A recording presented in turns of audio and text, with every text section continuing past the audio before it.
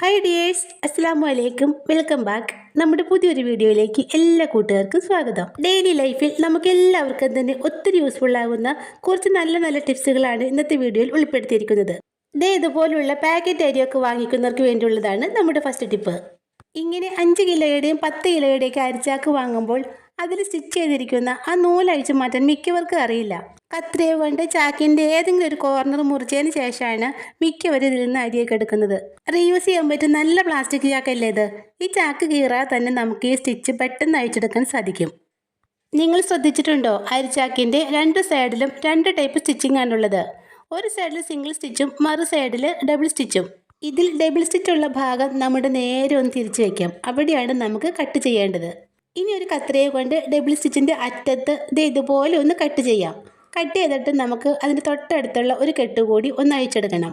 കെട്ട് അഴിച്ചതിന് ശേഷം ചാക്കിൻ്റെ മറുഭാഗത്തുള്ള സിംഗിൾ സ്റ്റിച്ചിൻ്റെ അറ്റത്ത് പിടിച്ച് ഇതുപോലെ ഒന്ന് വലിച്ചാൽ മതി. ഈസി ആയിട്ട് നമുക്ക് ആ ചരട് അഴിച്ചെടുക്കാം. ഈ ചരടും കളയണ്ട കേട്ടോ, എന്തെങ്കിലുമൊക്കെ ആവശ്യത്തിന് ഉപയോഗിക്കാൻ പറ്റുന്ന നല്ല ബലമുള്ള ചരടാണിത്. ഈ ടിപ്പ് ചിലർക്കൊക്കെ അറിയായിരിക്കും, എങ്കിലും അറിയാത്തവരുണ്ടാവുമല്ലോ, അവർക്കിത് യൂസ്ഫുൾ ആകും. റേഷനരി ആയാലും നമ്മൾ കടയിൽ നിന്ന് വാങ്ങിക്കുന്ന അരി ആയാലും അതിലേക്കുള്ള ഒരു മെയിൻ പ്രോബ്ലമാണ് ഈ പൊടി പോലുള്ള കല്ലുകൾ. വലിയ കല്ലുകളും കട്ടകളൊക്കെ ആണെങ്കിൽ നമുക്ക് കൈകൊണ്ട് അത് പെറുക്കി മാറ്റാൻ പറ്റും. പക്ഷേ ഈ പൊടി കല്ലുകൾ നമുക്കത് അങ്ങനെ എടുത്തു മാറ്റാൻ പറ്റില്ല. ഞാനിവിടെ റേഷൻ പച്ചരിയാണ് എടുത്തിട്ടുള്ളത്. ഇതിൽ ധാരാളം പൊടി കല്ലുകളുണ്ട്. മാത്രമല്ല പൊടി അരിയും അതുപോലെ തന്നെ ചെള്ളുകളും ഒക്കെ ധാരാളം ഉള്ള അരിയാണിത്. അരിയിലെ ഈ പൊടിക്കല്ലുകളും പൊടിഞ്ഞ അരികളും അതുപോലെ തന്നെ ചെള്ളുകളും ഒക്കെ മാറ്റി വെറും 1 മിനിറ്റിൽ നമുക്ക് അരി നല്ല ക്ലീൻ ആക്കി എടുക്കാൻ പറ്റും. അതെങ്ങനെയാണെന്ന് നോക്കാം. നെല്ലും അരിയൊക്കെ മുറത്തിലിട്ട് പാറ്റിയും കൊഴിച്ചുമാണ് നമ്മുടെ അമ്മമാരും മുത്തശ്ശിമാരും ഒക്കെ അരിയൊക്കെ ക്ലീൻ ചെയ്തുകൊണ്ടിരുന്നത്. പക്ഷേ ഇന്നിപ്പോൾ മുറവുമില്ല, മുറത്തിലിട്ട് പാറ്റാനും ആർക്കും അറിയില്ല. അപ്പം നമുക്ക് ചെയ്യാൻ പറ്റുന്ന ഒരു അടിപൊളി ടിപ്പാണ് കേട്ടോ ഇവിടെ കാണിക്കുന്നത്. മുറത്തിന് പകരമായിട്ട് ഞാനിവിടെ എടുത്തിരിക്കുന്നത് ഇതുപോലൊരു പ്ലാസ്റ്റിക് കൊട്ടയാണ്. നിറയെ ഹോൾസ് ഉള്ള ഒരു കൊട്ടയാണ് നമുക്കിവിടെ ആവശ്യമുള്ളത്. ചെള്ളും പൊടിക്കല്ലുകളൊക്കെ നിറഞ്ഞ നമ്മുടെ അരി കുറേശ്ശെ എടുത്ത് ഈ കുട്ടയിലേക്ക് ഇട്ട് ഇതുപോലെ ഒന്ന് അരിച്ചെടുത്താൽ മതി. പൊടിക്കല്ലുകളും ചെള്ളുകളൊക്കെ താഴെ ഇരിക്കുന്ന പാത്രത്തിലേക്ക് വീഴുന്നത് കണ്ടോ? വെറും മിനിറ്റുകൾ കൊണ്ട് തന്നെ നമുക്ക് കിലോ കണക്കിന് അരി ഇതുപോലെ ക്ലീൻ ചെയ്തെടുക്കാൻ സാധിക്കും. അരിയൊക്കെ വാങ്ങിക്കൊണ്ട് വരുമ്പോൾ തന്നെ ഇങ്ങനെ ക്ലീൻ ചെയ്ത് ഒരു എയർടൈറ്റ് കണ്ടെയ്നറിലാക്കി സൂക്ഷിച്ചു വയ്ക്കുകയാണെങ്കിൽ അത് മാസങ്ങളോളം കേടാവാതെ ഇരുന്നോളും. മാത്രമല്ല അതിൽ ചെള്ളുകൾ ഉണ്ടാവുകയില്ല. ഈ ടിപ്പ് നിങ്ങൾക്ക് യൂസ്ഫുള്ളായി തോന്നുവാണെങ്കിൽ വീഡിയോ ഒന്ന് ലൈക്ക് ചെയ്തേക്കണേ. ചിക്കനും മീനും ഒക്കെ നമ്മൾ ഫ്രിഡ്ജിൽ സൂക്ഷിക്കുമ്പോൾ അത് ആഴ്ചകളോളം കേടാവാതിരിക്കാനും അതുപോലെ നമ്മളത് എടുക്കുമ്പോൾ നല്ല ഫ്രഷ് ആയിട്ടിരിക്കാനും വേണ്ടിയുള്ള ഒരു കുഞ്ഞു ടിപ്പാണ് കേട്ടോ ഇനി പറയുന്നത്. സ്റ്റോർ ചെയ്യാൻ ആവശ്യമായ ചിക്കനോ മീനോ എന്തായാലും അത് നന്നായിട്ടൊന്ന് കഴുകിയ ശേഷം അതിലെ വെള്ളം ഒന്ന് ഊറ്റി കളഞ്ഞെടുക്കണം. ഇനി നമുക്ക് വേണ്ടത് കുറച്ച് വിനാഗിരിയാണ്. വിനാഗിരി നല്ലൊരു പ്രിസർവേറ്റീവ് ആണെന്ന് നമുക്ക് എല്ലാവർക്കും അറിയാവുന്നതല്ലേ. ഒരല്പം വിനാഗിരി, അതായത് 1/2 അടപ്പ് വിനാഗിരി മാത്രം മതി നമുക്കിത് സ്റ്റോർ ചെയ്ത് വെക്കാനായിട്ട്. ഞാനിവിടെ ചിക്കനാണ് കേട്ടോ ഫ്രീസറിൽ സ്റ്റോർ ചെയ്യുന്നത്. 1/2 അടപ്പ് വിനാഗിരി എടുത്ത് ചിക്കനിലേക്ക് ഒഴിച്ചതിന് ശേഷം കൈകൊണ്ട് നന്നായിട്ടൊന്ന് ഇളക്കി മിക്സാക്കി എടുക്കുന്നുണ്ട്. നന്നായിട്ടൊന്ന് ഇളക്കി മിക്സാക്കി എടുത്ത ശേഷം ഒരു എയർടൈറ്റ് കണ്ടെയ്നറിലാക്കി ഫ്രീസറിലേക്ക് വെച്ചാൽ അത് ആഴ്ചകളോളം കേടാവാതെ നല്ല ഫ്രഷ് ആയിട്ട് തന്നെ ഇരുന്നോളും.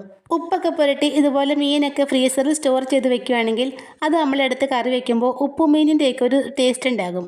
പക്ഷേ വിനാഗിരി പുരട്ടി വെക്കുകയാണെങ്കിൽ ചീത്ത ടേസ്റ്റോ കാര്യങ്ങളോ ഒന്നും തന്നെ ഉണ്ടാവില്ല.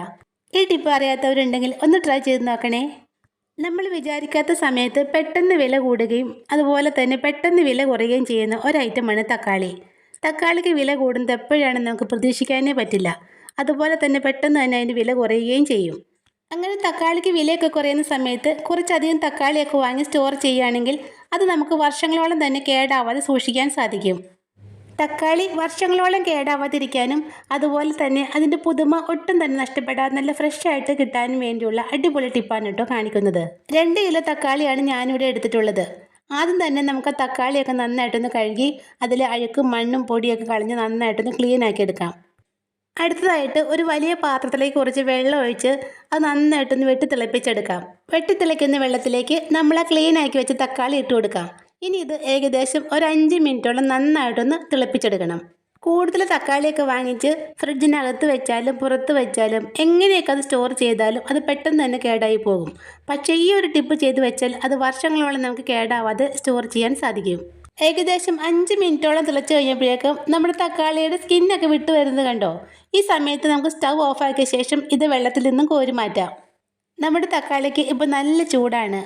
ഇത് കുറച്ച് നേരം മാറ്റി വെച്ച് കഴിയുമ്പോഴേക്കും നന്നായിട്ട് തണുത്ത് വരും. അതിനുശേഷം നമുക്കിതിൻ്റെ സ്കിന്നൊക്കെ ഒന്ന് മാറ്റിയെടുക്കാം. പിന്നെ ഞാനിവിടെ തക്കാളിയുടെ തോല് കളഞ്ഞിട്ടാണ് കേട്ടോ അത് സ്റ്റോർ ചെയ്യുന്നത്. തോല് കളയാൻ നിങ്ങൾക്ക് താല്പര്യമില്ലെങ്കിൽ അത് കളയാതെയും വെക്കാവുന്നതാണ്. തക്കാളി നന്നായിട്ട് തണുത്ത ശേഷം ഞാൻ അതിൻ്റെ സ്കിന്നൊക്കെ മാറ്റി നല്ല ക്ലീൻ ആക്കി എടുത്തിട്ടുണ്ട്. നമ്മളെടുത്ത് മാറ്റി തക്കാളി തോല് വെറുതെ കളയണ്ട കേട്ടോ. അതൊരു മിക്സി ജാറിലേക്ക് ഇട്ട് ഒന്ന് അരച്ചെടുത്ത് കഴിഞ്ഞാൽ നല്ലൊരു ഫേസ് മാസ്ക് ആയിട്ട് നമുക്ക് യൂസ് ചെയ്യാവുന്നതാണ്. അത് നമുക്കൊരു എയർ ടൈറ്റ് കണ്ടെയ്നറിലാക്കി ഫ്രിഡ്ജിൽ സ്റ്റോർ ചെയ്ത് വെക്കാം. ആവശ്യമുള്ളപ്പോൾ കുറച്ച് എടുത്താൽ മതി. അടുത്തതായിട്ട് നമ്മൾ ആ തോല് കളഞ്ഞ് വെച്ചേക്കുന്ന തക്കാളി ഓരോന്നായി എടുത്ത് 4 ആയിട്ടൊന്ന് കീറിയെടുക്കണം. തീരെ ചെറുതൊന്നാക്കണ്ട കേട്ടോ, 4 പീസായിട്ടൊന്ന് മുറിച്ചെടുത്താൽ മാത്രം മതി. എല്ലാ തക്കാളിയും മുറിച്ചെടുത്തതിന് ശേഷം നമുക്കിതിലേക്ക് ഒരല്പം മഞ്ഞൾപ്പൊടിയും ഉപ്പും ചേർത്ത് നന്നായിട്ടൊന്ന് ഇളക്കി കൊടുക്കാം. മഞ്ഞൾപ്പൊടിയും ഉപ്പും ഇട്ട് നന്നായിട്ട് ഇളക്കിയ ശേഷം നമുക്കിത് സ്റ്റവിലേക്ക് വെച്ച് വെറും 5 മിനിറ്റ് നേരത്തേക്ക് ഒന്ന് അടച്ച് വെച്ച് വേവിച്ചെടുക്കാം. ഇതിലേക്ക് വെള്ളം ഒഴിക്കേണ്ട ആവശ്യമൊന്നുമില്ല കേട്ടോ. തക്കാളി ചൂടായിട്ട് വരുമ്പോഴേക്കും അതിൽ നിന്നും നന്നായിട്ട് വെള്ളം ഇറങ്ങി വരും. ഏകദേശം 5 മിനിറ്റോളം തിളപ്പിച്ചതിന് ശേഷം നമുക്കിത് സ്റ്റവിൽ നിന്ന് മാറ്റാം. ഇനി ഇതിൽ ഉടയാത്ത കട്ടകളുണ്ടെങ്കിൽ അതൊരു തവി വെച്ച് നമുക്കത് ഇതുപോലെ ഒന്ന് ഉടച്ചു കൊടുക്കാം. നല്ലതുപോലെ തണുത്തതിന് ശേഷം ഒരു മിക്സി ജാറിലേക്ക് കുറച്ച് വീതം ഇട്ട് നന്നായിട്ടൊന്ന് അരച്ചെടുക്കണം. മുഴുവൻ തക്കാളിയും ഞാനിവിടെ നന്നായിട്ട് അരച്ചെടുത്തിട്ടുണ്ട്. അരച്ചെടുത്ത ടൊമാറ്റോ പേസ്റ്റ് നമുക്കൊരു ഐസ് ട്രേയിലേക്ക് ഒഴിച്ചു കൊടുക്കാം. പിന്നെ നിങ്ങൾക്ക് തക്കാളിയുടെ തോല് കളയാൻ ഇഷ്ടമില്ലാത്തവരാണെങ്കിൽ ആ സ്റ്റെപ്പ് ഒഴിവാക്കാവുന്നതാണ് കേട്ടോ. തോല് കളയാതെ ചെറുതായിട്ട് മുറിച്ച് ഒന്ന് വേവിച്ചെടുത്തിട്ട് അരച്ചെടുത്താൽ മതി.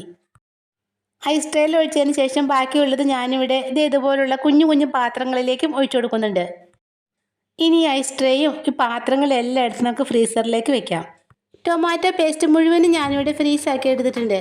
തക്കാളി കുറച്ച് കൂടുതൽ എടുത്തത് കാരണം 2-3 പ്രാവശ്യമായിട്ടാണ് ഞാനിത് ഫ്രീസാക്കി എടുത്തത്. ഇനി ഇതെല്ലാം ഐസ് ട്രേയിൽ നിന്നും പാത്രങ്ങളിൽ നിന്നും ഒന്ന് വെടിവെച്ചെടുക്കാം. ഫ്രീസാക്കി എടുത്ത ടൊമാറ്റോ പേസ്റ്റ് ഒരു എയർ ടൈറ്റ് കണ്ടെയ്നറിലേക്ക് ഇട്ട് കൊടുക്കാം. ഇനി ഈ പാത്രം നന്നായിട്ടൊന്ന് അടച്ചതിന് ശേഷം നമുക്കിത് ഫ്രീസറിലേക്ക് വെച്ചാൽ മതി. എത്ര നാളിരുന്നാലും ഇത് കേടാവില്ല. മാത്രമല്ല നല്ല ഫ്രഷ് ആയിട്ട് ടൊമാറ്റോ നമുക്ക് യൂസ് ചെയ്യാനും സാധിക്കും. ഇങ്ങനെ ചെയ്ത് വെക്കുകയാണെങ്കിൽ നമ്മുടെ അടുക്കള ജോലി വളരെ എളുപ്പത്തിൽ ചെയ്യാൻ പറ്റും. രാവിലെയൊക്കെ ഉള്ള തിരക്കിൽ ഇതിൽ നിന്നും 1-2 ക്യൂബ്സ് എടുത്ത് കറിയിലേക്ക് ഇട്ടാൽ മാത്രം മതി. കഴുകാനോ അരിയാനോ പിടിക്കാനോ ഒന്നും പോകണ്ട. പിന്നെ തക്കാളി കുക്ക് ചെയ്യാതെ ചെറുതായി മുറിച്ച് മിക്സിയിൽ അരച്ച് പേസ്റ്റ് എടുത്ത് ഫ്രീസ് ചെയ്ത് നമുക്ക് സ്റ്റോർ ചെയ്യാവുന്നതാണ്. പക്ഷേ അത് കുറേ നാളൊന്നും ഇരിക്കില്ല, പെട്ടെന്ന് തന്നെ കേടായി പോകും. ഇതുപോലെ നന്നായിട്ട് വേവിച്ചെടുത്താൽ മാത്രമേ കുറേ നാളത്തേക്ക് തക്കാളി കേടാവാതെ സ്റ്റോർ ചെയ്യാൻ സാധിക്കുകയുള്ളൂ. അപ്പോൾ ഇന്നത്തെ വീഡിയോ ഇത്രയേ ഉള്ളൂ. വീഡിയോ നിങ്ങൾക്ക് ഇഷ്ടപ്പെട്ടാൽ ലൈക്ക് ചെയ്യുക, സബ്സ്ക്രൈബ് ചെയ്യുക. ഇൻഷാ അല്ലാഹ് നെക്സ്റ്റ് വീഡിയോയും വരുന്നവരെ താങ്ക്സ് ഫോർ വാച്ചിങ് വ്യൂവേഴ്സ്.